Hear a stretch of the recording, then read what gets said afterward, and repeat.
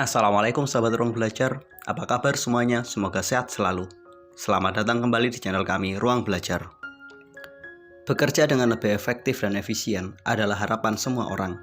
Dengan mampu mewujudkan efektivitas dan efisiensi yang tinggi, kita dapat bekerja dengan waktu yang lebih sedikit, biaya yang lebih kecil, namun mendapatkan hasil yang jauh lebih besar. Pada video kali ini kita akan membahas bagaimana sih caranya agar kita dapat bekerja dengan waktu yang lebih sedikit, dengan tenaga yang lebih kecil, dengan usaha yang jauh lebih mudah, namun mendapatkan hasil yang jauh lebih besar dan maksimal. Tonton terus video ini sampai selesai ya, karena semuanya secara ringkas akan kami sajikan untuk Anda semua.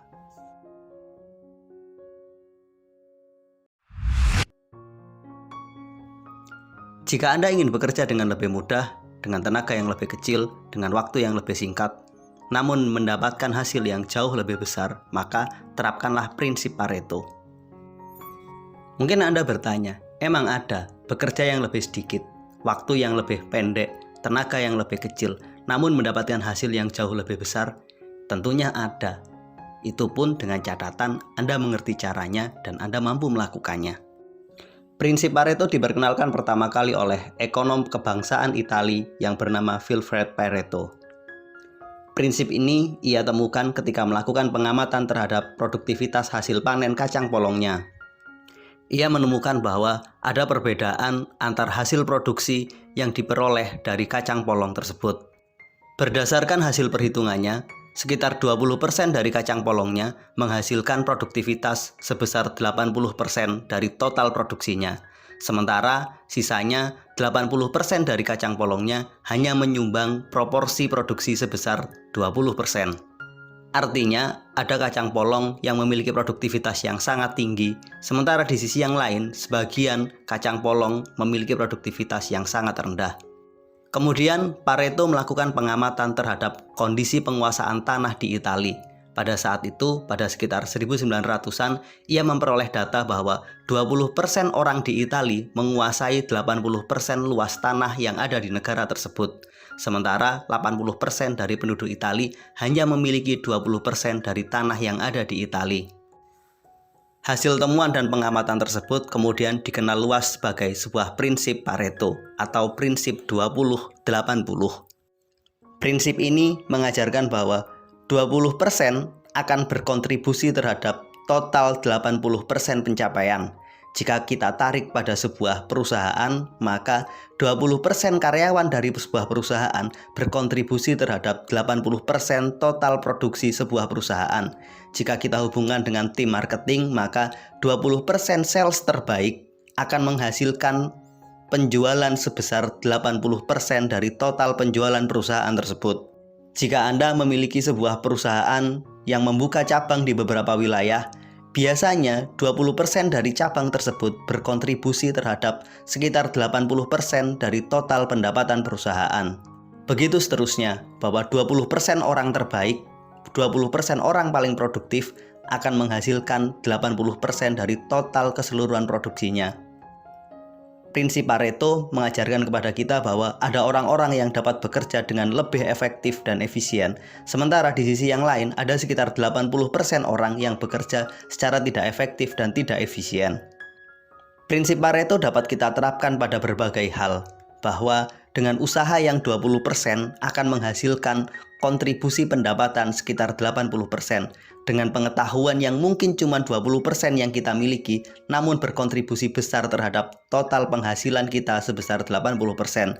Atau jika kita hubungkan dengan penggunaan waktu, hanya ada sekitar 20% waktu kita yang kita gunakan secara efektif dan efisien yang menghasilkan sekitar 80% dari produktivitas kita. Artinya, dalam satu sisi, terkadang kita bekerja secara efektif dan efisien. Di sisi yang lain, justru kita bekerja secara tidak efektif dan tidak efisien. Jika Anda ingin menghasilkan sesuatu yang lebih efektif, sesuatu yang lebih efisien, maka fokuslah pada yang 20%. Coba Anda cek bagaimana kinerja karyawan Anda. Fokuslah pada yang 20%. Lihat siapa saja yang memiliki kontribusi terbaik, maka fokus pada mereka. Kemudian, Jika kita kaitkan dengan pengelolaan waktu kita, coba Anda cek seberapa lama sih dari waktu yang Anda gunakan yang menghasilkan hasil terbaik. Fokuslah pada aktivitas itu. Begitu juga dengan keterampilan serta pengetahuan Anda. Coba Anda evaluasi, keterampilan dan pengetahuan pada sisi yang mana sih yang benar-benar memberikan manfaat terbesar untuk diri Anda. Jika Anda telah memahaminya, coba fokus untuk mengembangkan diri pada sisi itu. Pemahaman yang tepat tentang prinsip Pareto dapat membuat Anda jauh lebih efektif dan efisien dalam bekerja dan membangun fokus. Fokuslah pada aktivitas yang memberikan hasil terbaik, kemudian kurangi pada aktivitas yang tidak bermanfaat dan tidak berguna. Prinsip Pareto dapat kita tarik pada kondisi kehidupan yang jauh lebih luas. Ada orang-orang tertentu dengan waktu yang sama, dengan aktivitas yang sama, namun mereka mendapatkan hasil yang sangat berbeda. Ada sebagian yang sangat efektif dan efisien, dan ada sebagian lagi yang walaupun mereka telah bekerja keras dan menggunakan waktu mereka, namun tetap saja hasil mereka nggak maksimal. Mungkin Anda bertanya, apa sih yang harus saya lakukan agar dengan waktu yang kecil, dengan usaha yang sedikit, namun saya mendapatkan hasil yang jauh lebih besar. Dengan usaha yang hanya 20%, namun kita mendapatkan 80% hasil yang jauh lebih baik. Ada 3 hal yang dapat Anda lakukan agar Anda menjadi orang yang 20%, menjadi orang yang bekerja dengan lebih efektif dan lebih efisien. Coba Anda cek.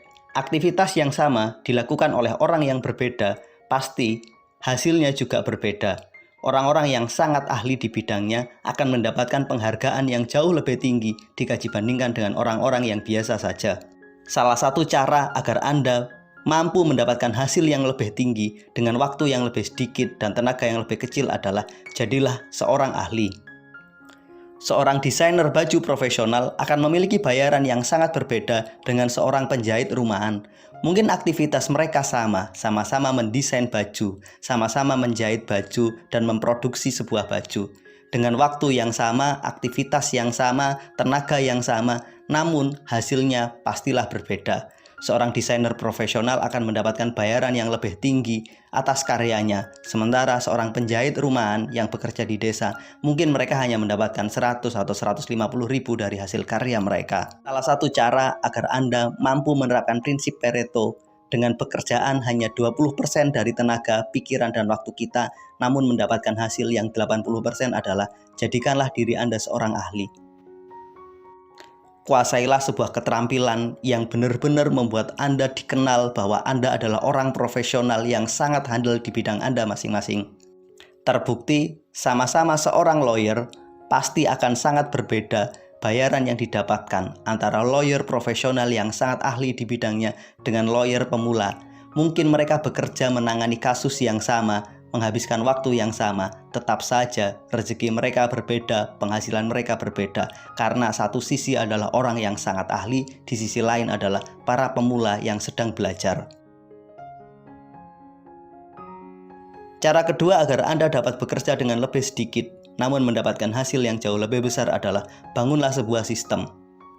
Jangan fokus mencari uang, tapi fokuslah menciptakan sebuah sistem yang dimana ketika Anda diam sekalipun, sistem tersebut dapat bekerja untuk Anda. Sehingga sedikit waktu yang Anda gunakan untuk mempengaruhi sistem Anda akan mendapatkan hasil yang jauh lebih besar untuk diri Anda. Katakanlah Anda adalah seorang tenaga pemasaran. Di awal-awal Anda bekerja, mungkin Anda harus berkeliling door to door dari satu rumah ke rumah lain, menemui klien setiap waktu, setiap saat. Namun kemudian Anda mulai berpikir untuk membangun sebuah sistem.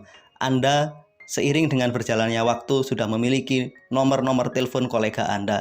Anda sekarang tinggal menghubungi mereka tanpa harus bertemu, menanyakan pesanan mereka, apa saja kebutuhan mereka. Seiring dengan berjalan waktu, Anda mulai merekrut seorang karyawan, 2 orang karyawan, mungkin 3 orang karyawan. Kemudian Anda membagi mereka menjadi wilayah pemasaran tertentu. Anda tinggal menghubungi klien mereka dan karyawan Anda yang akan mengantarkan semua pesanan mereka. Begitu seterusnya, Anda mulai menciptakan sebuah sistem dan jaringan pemasaran yang benar-benar dapat Anda kendalikan. Pada akhirnya, setelah Anda bekerja beberapa lama, Anda cukup meluangkan waktu sebentar untuk mengontrol dan mengendalikan sistem Anda. Sore, karyawan Anda datang, mereka membawa hasil yang jauh lebih besar dan lebih banyak. Inilah cara kedua yang dapat Anda lakukan. Bangunlah sistem yang kuat agar pada saatnya nanti sistem itu yang akan bekerja untuk Anda, memberikan manfaat yang besar untuk diri Anda, sehingga waktu yang kecil, waktu yang sedikit, tenaga yang sedikit memberikan hasil yang jauh lebih besar untuk diri Anda. Selama Anda tidak mau membangun sistem, selama Anda tidak mau menciptakan jaringan yang kuat, maka sulit untuk mewujudkan sebuah kondisi efisien, sulit untuk dapat bekerja sedikit, namun mendapatkan hasil yang besar. Hal yang ketiga adalah investasilah nama baik. Ketika Anda memiliki brand image yang bagus, yang baik, maka pada titik itu, aktivitas yang sama Anda akan dibayar dengan bayaran yang berbeda. Sama-sama Anda melakukan aktivitas 1 jam, orang yang telah memiliki nama baik, orang yang telah terkenal sebagai orang yang ahli, akan mendapatkan bayaran yang jauh lebih tinggi jika dibandingkan dengan para pemula. Hari ini, inilah investasi Anda, menginvestasikan diri atas nama baik Anda, kepercayaan orang-orang di sekitar Anda. Ciptakanlah brand image yang positif. Dengan brand image inilah Anda dapat bekerja dengan lebih sedikit waktu, namun menghasilkan lebih banyak. Sebagai sebuah ilustrasi tentang pentingnya menjadi ahli, pentingnya memiliki sebuah jaringan yang kuat, dan memiliki nama baik yang sangat terjaga, maka kita dapat menggunakan sebuah simulasi pekerjaan yang dilakukan antara seorang perawat, bidan, dokter, dan dokter spesialis, serta pemilik rumah sakit. Anggap saja ada 4 orang yang bekerja melakukan hal yang sama, yakni memeriksa pasien, seorang perawat, seorang bidan, dokter, dan dokter spesialis. Mereka memiliki waktu yang sama, menghadapi pasien dalam kondisi yang hampir sama, namun bayaran yang didapat pastilah berbeda. Tentunya semua sepakat bahwa dokter spesialis akan mendapatkan bayaran yang paling tinggi, kemudian berikutnya dokter, barulah berikutnya bidan, dan terakhir mungkin perawat, tanpa bermaksud membandingkan atau mengecilkan peran dari setiap mereka masing-masing. Kenapa seperti itu? Karena memang dalam konteks ini hierarki tertingginya adalah dokter spesialis. Dialah sang ahlinya, orang yang paling ahli di bidang kesehatan. Maka sangat wajar ketika seorang dokter spesialis mendapatkan bayaran yang lebih tinggi untuk aktivitas yang sama. Kemudian ternyata sehebat apapun dokter spesialis masih jauh lebih tinggi bayarannya dibandingkan seorang pemilik rumah sakit. Pemilik rumah sakit telah bekerja dengan membangun jaringan yang sangat kompleks. Ada begitu banyak dokter spesialis yang bekerja di dalamnya, perawat, bidan, dokter, dan tenaga kesehatan lainnya. Seahli apapun seorang dokter spesialis, masih lebih besar penghasilan yang akan didapatkan oleh pemilik rumah sakit. Dalam konteks ini, pada titik inilah pentingnya membangun jaringan, bahwa keahlian saja tidak cukup, namun dibutuhkan jaringan yang baik. Kemudian dalam peta persaingan antar rumah sakit, maka rumah sakit yang memiliki brand image yang sangat baik akan mendapatkan kunjungan pasien yang lebih tinggi dan tentunya mendapatkan penghasilan yang jauh lebih besar. Praktis, anggap saja mereka bekerja dalam 24 jam, baik dokter, perawat, dokter spesialis, bidan, tenaga medis, direktur rumah sakit, ataupun pemilik rumah sakit, maka dapat kita pastikan mereka yang memiliki penghasilan tertinggi adalah para owner dari rumah sakit. Jika kita bandingkan lagi, maka rumah sakit yang memiliki penghasilan tertinggi adalah mereka yang memiliki brand image terbaik. Dari sini jelas bahwa pekerjaan yang sama, aktivitas yang sama, namun pendapatan mereka berbeda. Semua tergantung pada seberapa ahli Anda, seberapa kuat jaringan yang mampu Anda bangun, dan seberapa hebat Anda membangun brand image diri Anda.